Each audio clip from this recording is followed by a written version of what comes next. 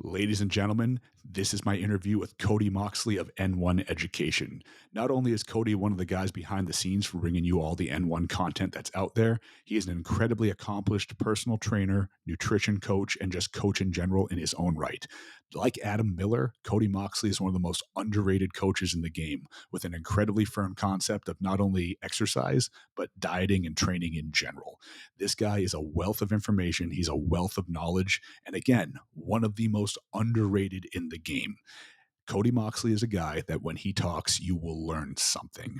Please take notes on this one.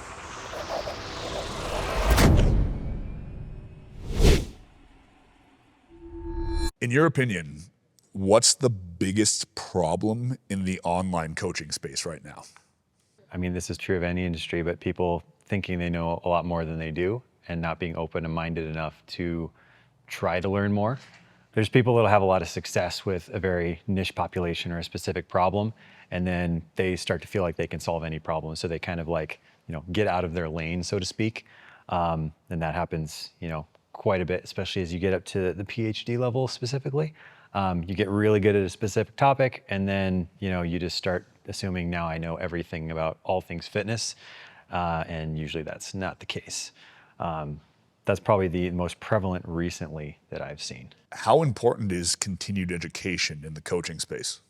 I mean, if you're not growing, you're wasting your time, right? So especially with, all the new, I say new information, but continuing information coming out around different topics, even though maybe they're not, life altering on the surface, when you stack up all those little, let's say, nuances, they might change your opinion over time if you were aware of them. Can I become a good coach if I'm just watching a lot of YouTube videos and stuff, even if they're good YouTube videos? Well, the problem there is, how do you know what's a good YouTube video? Is it fun to watch? Is it seem informational, but you won't really know how good quality that information is unless you're seeking to expose yourself to that information from quote unquote more or reputable sources. And the hard thing in the fitness industry, there's so much information. It's not that it's hard to find info on things. It's really, how do you filter it out and figure out what's good, what's quality, what's someone just pulling stuff out of their ass to make a fancy YouTube video or a clickbait title.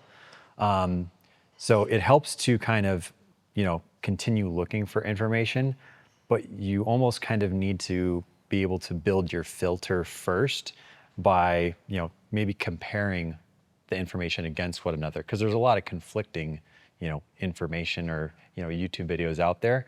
But trying to, use your critical thinking skills to look for what are the common truths, let's say, across a lot of these, and then looking between individuals, like, all right, who seems to be, giving the common truth, let's say, across most of their content, and who's just kind of like pulling random things out of the air. Not to use any one specific example, so we're just going to use an arbitrary name here. Let's say Hani Rambod is an incredibly successful coach. Why do I say that? He coached Chris Bumstead. He coached Derek Lunsford. He has Olympia titles on his belt. Those are his belt notches. Why should I not just watch Hani Rambod's YouTube videos? And why would that not be enough as far as continued education? Well, if you're not Chris Bumstead, you're, a quote unquote regular human without super freaky genetics. How do we know that exactly what he did with him is going to work for you, right? I think that's the biggest thing, is you have people working with essentially the cream of the crop genetics. They can get away with things that maybe won't produce any results or might be detrimental to someone who can't, let's say, survive a certain training technique or what have you. So you might be able to find certain principles he uses that are good, but maybe trying to follow an exact script of what he did for someone that's not you might not work in your favor. And I think that's one thing, we try to do differently, is we're looking at what are the principles that we can apply to everyone and then individualize, rather than being like, oh, I gave this guy's 4,000 grams of carbs in 3 days and now he looks great. Well, I'm 100 pounds less and not nearly on the same support that someone like that is doing. I'm probably just going to be a bloated, gassy mess if I attempted that. So You can have success with a very specific population, but you have to look at, what are the commonalities of those people that are having success with XYZ protocol. And you can't just say that's going to be good for everyone. Gotcha. Now, let's say I'm a successful personal trainer on a lower level. So, not to talk down to any particular positions or gyms or anything like that. Let's say I'm the top personal trainer at my commercial gym in my city. How do I become an elite level trainer? And then how do I become an elite level coach online? Well, you got to go seek people who are, in the bigger pond, so to speak. So if you're the big fish in the small pond, all right, who are, the next best people to be around?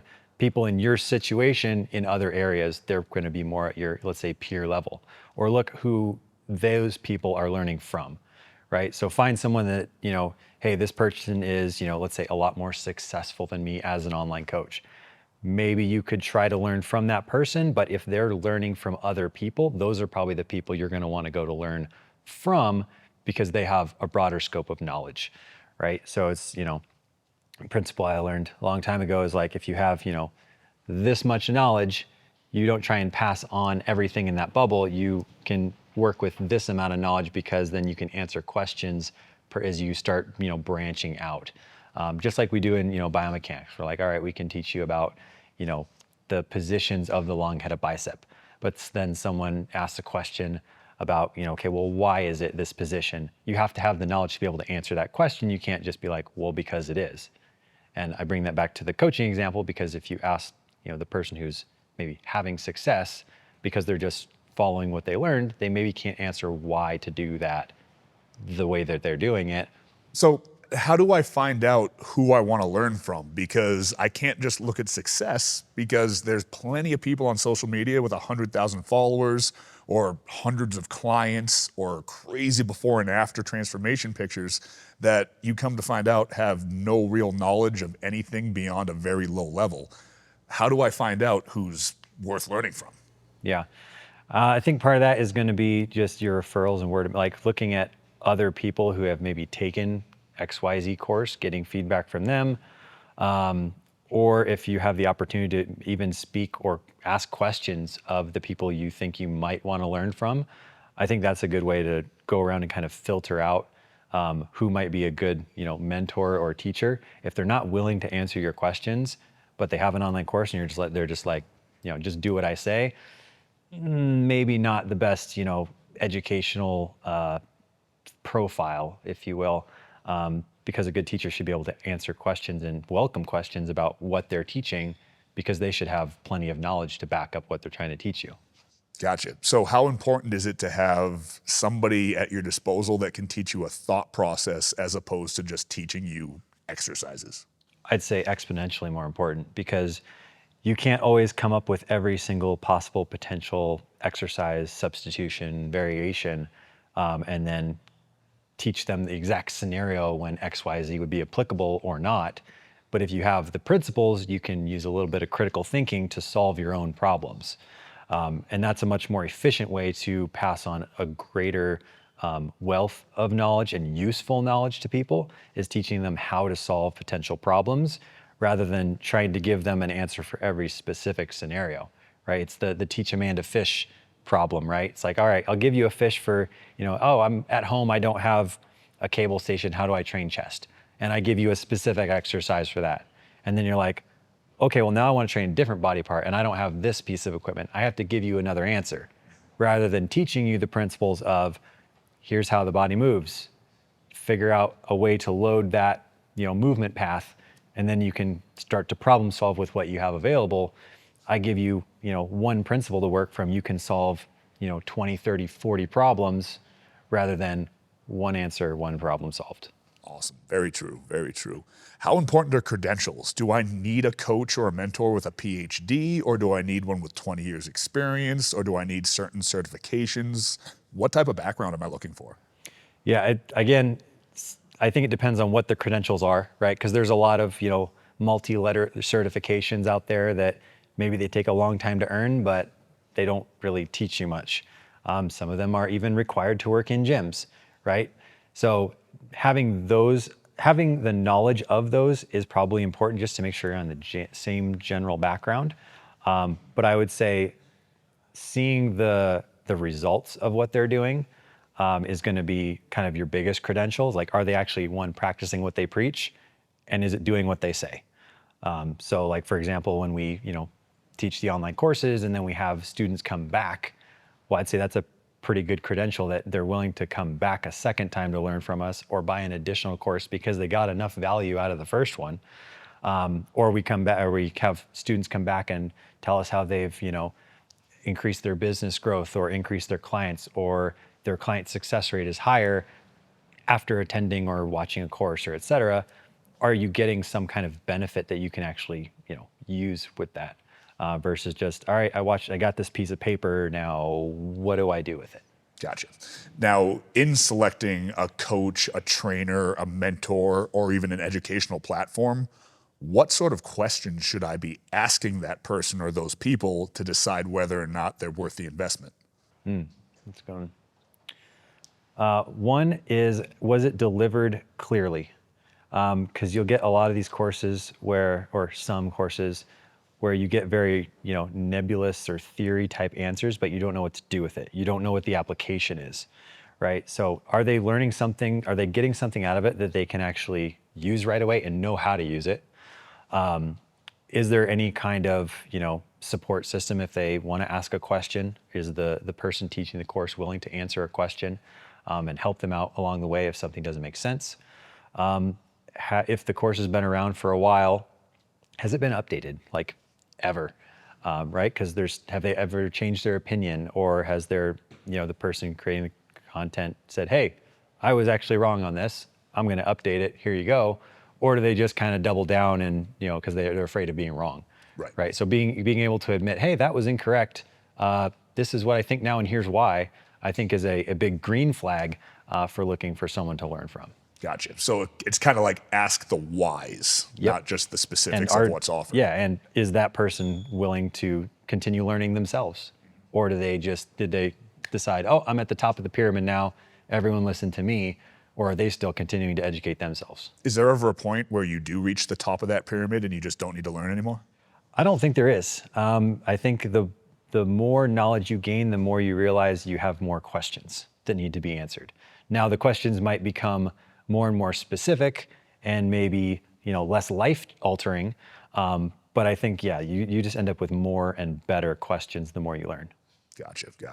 Now, how does N1 differentiate from the other educational platforms out there? Because there's a multitude of educational platforms now.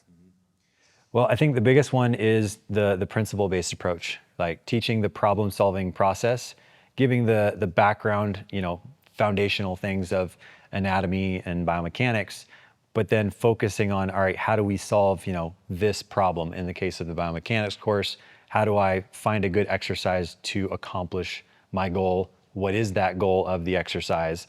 And then teaching them how to work around that.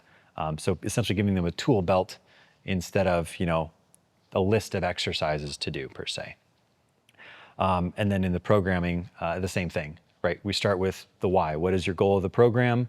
Why are you trying to achieve that? Okay, and then we start working towards exercise selection, variables, periodization, et cetera. But it all has to start with the foundation of biomechanics. So the principles-based approach is the big one. And I'd say the second one is constantly trying to update our own stuff, right? I don't even remember how many times we've, maybe made a small tweak or uploaded a new video or found a better position for an exercise and we add that into the course, or replace an old video. A long time ago, we taught the pecs and lats differently. We updated those over the course of maybe 2 years because we found a better way to do it. So we're still updating our stuff. We're not afraid to say, hey, I don't think this is right anymore, and here's why. Awesome. In the online coaching space, there's a lot of attention being paid to nutrition, performance-enhancing drugs, supplementation, and in a lot of cases, it seems like the actual exercise prescription and programming selections are just kind of arbitrarily thrown together. Like, it's a shoulder day, so here's shoulder exercises. It's leg day, squats, leg extensions, etc. How much are people leaving on the table by not investing in a coach that knows how to program workouts optimally and how to teach the actual execution of the exercises. Because a lot of these guys are just throwing together workouts based on stuff they've been doing in the gym for years. Yep. I'd say it's probably a massive amount, not only from the, let's say the gains side of things, but the recovery and longevity side of things too. Like it's much easier to wear yourself out, neurologically, or just on an energy system level if you're just pushing a ton of drugs and then, lift more, progressive overload's fine, but the foundation of the training is the exercise, right? That's the basis, right? You don't want to be one of those guys that for chest day, you're like, pick your favorite chest exercise. Now pick your second favorite chest exercise. I've seen those programs.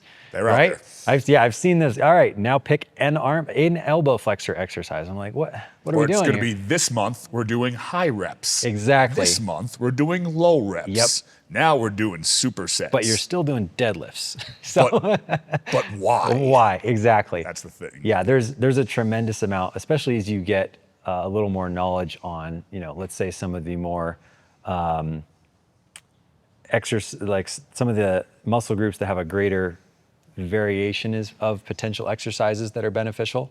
For example, pecs, lats.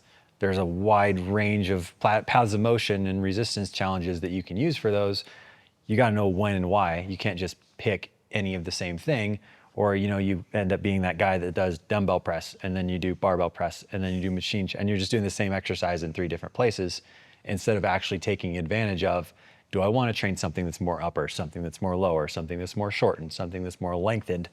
And not being aware of those variables can really eat into your recovery, which inadvertently will, eat away at your potential for progress if you're not properly recovering. But 2, if you get into the volume side of things, maybe you're leaving on the table more volume you could be handling if you were to distribute that across the tissue a little bit more. Right? It's like I can smoke my costal pec and then 2 days later come back and train my clavicular pec and I'm pretty much fine. But if I try and do just dumbbell press and 2 days later try and do it again, it's probably not going to be the same story. So if you understand how this stuff works, it just gives you more options to get to your destination, not only faster, but more efficiently and probably further than you would have gotten otherwise, right? Absolutely, yep. And without probably running yourself into the ground because you're not recovering efficiently. Exactly. Now, here's a good question just to kind of wrap things up on. They say that you can't out-train a bad diet. Can you out-diet bad training? How bad's the training? It's pretty bad out there. Yeah. Well, I guess it depends which direction you're trying to go. I mean, if you're going for fat loss, inefficiency of training might actually work in your favor if you're just trying to expend energy. Mm-hmm. But if you're, again, not choosing the right exercise, or let's say choosing an exercise that doesn't align with your goal, you might still run into the recovery problem, right? If I'm doing, sets of 15 of a leg extension, I can probably come back and do that in, 3 or 4 days. Doing sets of 15s of squats to the same degree of failure, probably not going to happen, right? So you have all these other variables of, again, understanding how the exercise works. Are we getting, possibly more inflammatory stimulus versus more metabolic work that's going to maybe influence nutrient partitioning or something along those lines. So again, I think it's going to depend on, how bad is the training and how good is the diet. So I don't know that there's a hard and fast answer to that one. Ladies and gentlemen, that was our interview with Cody Moxley of N1 Education. Please follow Cody on all social media platforms. He's a wealth of knowledge, and you will learn every time this guy speaks.